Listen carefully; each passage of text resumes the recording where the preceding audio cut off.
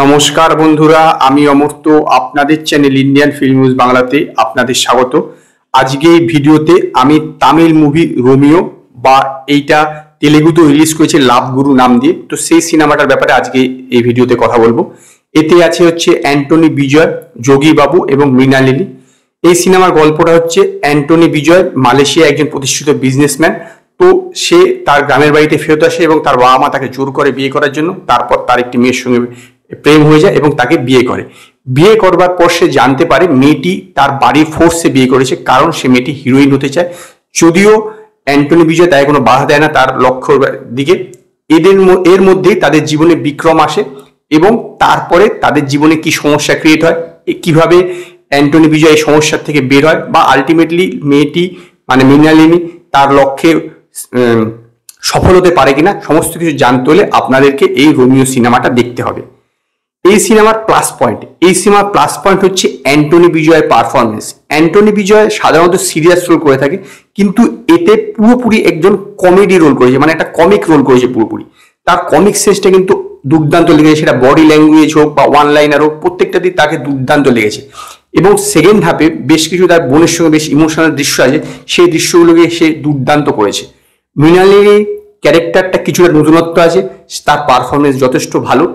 তবে কি যেগুলো থেকে অ্যান্টনি বিজয়ের সঙ্গে তার যে ঝগড়ার যে দৃশ্যগুলো ছিল সেইগুলো যতটা ফুটিয়ে তুলতে পারেনি, কিন্তু ইমোশনাল সিনে বেশ ভালো। যোগী বাবু তার কমেডি দিয়ে ভালোই কাজ করেছে, নো ডাউট। এবার আসছি এই সিনেমার খারাপ দিকে। দেখুন, এই সিনেমার ফার্স্ট হাফটা যতটা ভালো, সেকেন্ড হাফটা ঠিক ততটাই খারাপ। মানে যদি ওটা আকাশ হয় এটা পাতালে, এইরকম এর সেকেন্ড হাফে আরো বেশি ইমোশনাল হওয়ার প্রয়োজন ছিল, সেইটা কিন্তু একদমই ঘটেনি। বিজিএমটা তবু মোটামুটি ওকে, একটা গান বাকি কোনো গানই এই সিনেমার একদমই দাগ কাটতে পারেন। এবং এই সিনেমার যে স্টোরিটা না, সেটা অনেক বেশি প্রেডিক্টেবল।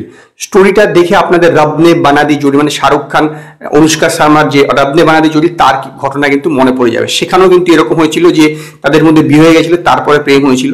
সেইখানে কিন্তু বিষয়টা ইন্টারেস্টিং হতে পারতো যে প্রেম হওয়ার সময়, কিন্তু ফার্স্ট হাফ পর্যন্ত ঠিক আছে, তারপরে কিন্তু বিষয়টা আরো ধেরিয়ে গেল। মানে একদম স্ক্রিন প্লেটা অনেক স্লো স্পেসে রানিং করতে শুরু করলো, ইমোশনাল সিনগুলো সেরকম ওয়ার্ক করলো না।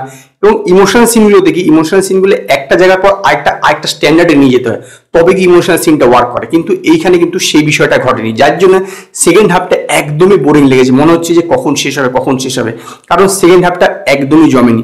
স্টোরিটা যেহেতু সেরকম বিশেষত্ব কিছু নেই, সেই জন্য মানে একটা নতুনত্ব যে আশা করার ব্যাপার ছিল সেইটা কিন্তু ছিল না, কিন্তু কমেডি দিয়ে বিষয়টাকে ঢেকে দেওয়া যেত। কিন্তু সেকেন্ড হাফে সেরকম ভাবে পুরো বিষয়টাই ওয়ার্ক করেনি, যার ফলে কিন্তু অনেকটাই খারাপ লেগেছে বিশেষত এই সিনেমার সেকেন্ড হাফটা। এইটাই হচ্ছে এই সিনেমার সবচেয়ে বড় ড্রব্যাক, যে গল্পটা নতুনত্ব কিছু নেই এবং স্ক্রিন প্লে খুব স্লো, বিশেষত সেকেন্ড হাফে। এবং সেই কারণে সিনেমাটা একটা জায়গার পরে সে কি একদম বোরিং হয়ে গেছে, মনে হচ্ছে সবই জানা, প্রেডিক্টেবল, সবকিছুই তো আগের থেকে বুঝে যাবো। এমনিতে অ্যান্টনি বিজয় ভালো পারফরমেন্স করেছে, কিন্তু আলটিমেট যে কোর জিনিসটা সেটা যদি ঠিক না থাকে, তাহলে কোনো পারফরমেন্স দিয়ে বা কমিক দিয়ে সেটাকে কিন্তু ঢেকে দেওয়া যায় না। তো সেই কারণে আমি এই সিনেমাটাকে 5-এর মধ্যে 2.5 স্টার দেবো। যদি আপনারা রোমিও বা তেলেগুতে লাভ গুরু সিনেমাটা দেখে থাকেন, তো আপনারা কমেন্টে জানান আপনাদের এই সিনেমাটা কিরকম লাগলো।